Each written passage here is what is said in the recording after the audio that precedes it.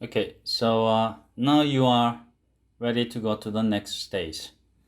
And first, I recommend you to type 6 on your keyboard so you can see the colors and textures and all that stuff.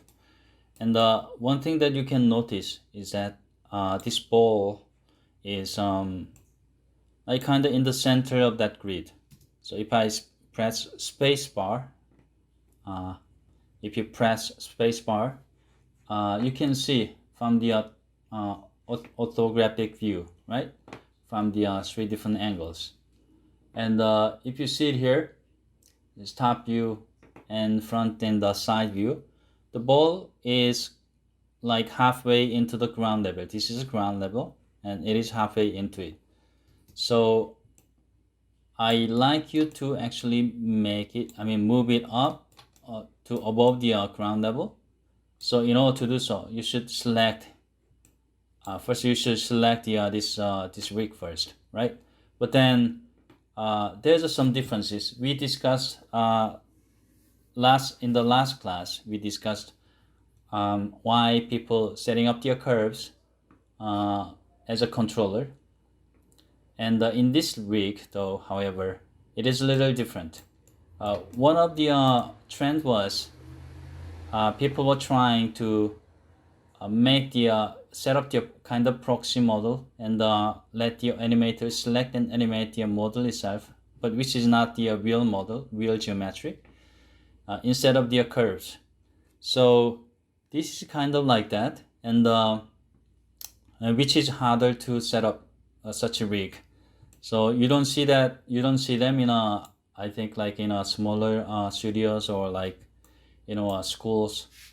You don't see such rigs yet, but there are some people doing it. So for this rig, like whatever rig that you find, you have to find the main control.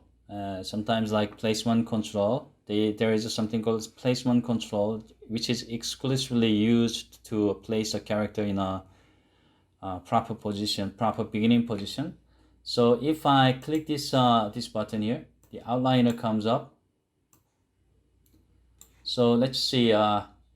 If I look into it, you can see this main control here, right? If you click that, this is the main control, which is the ball itself. So if you click this one and move it up,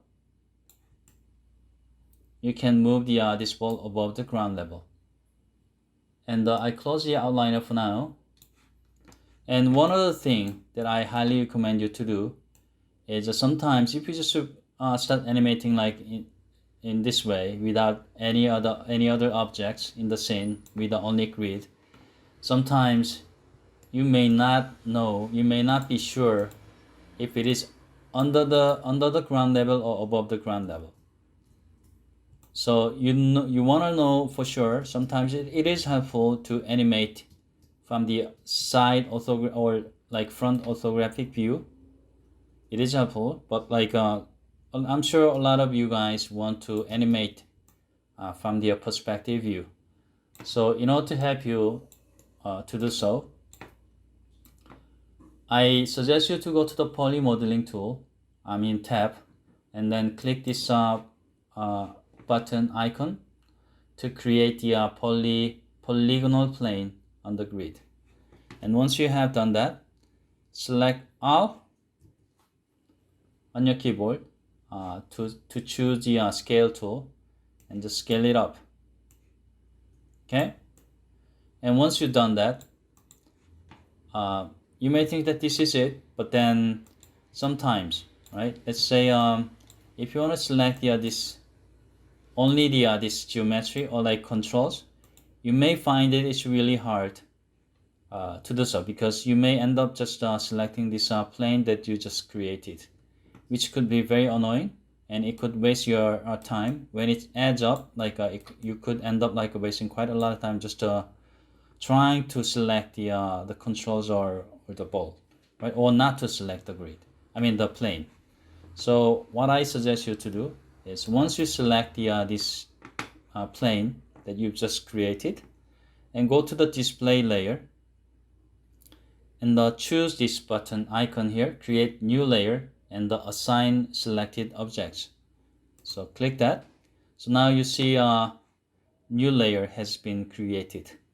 And after that, if you click this V switch, it will turn up. So the visibility. So this V stands for visibility. And P, you don't have to know it for now. I will let you know later.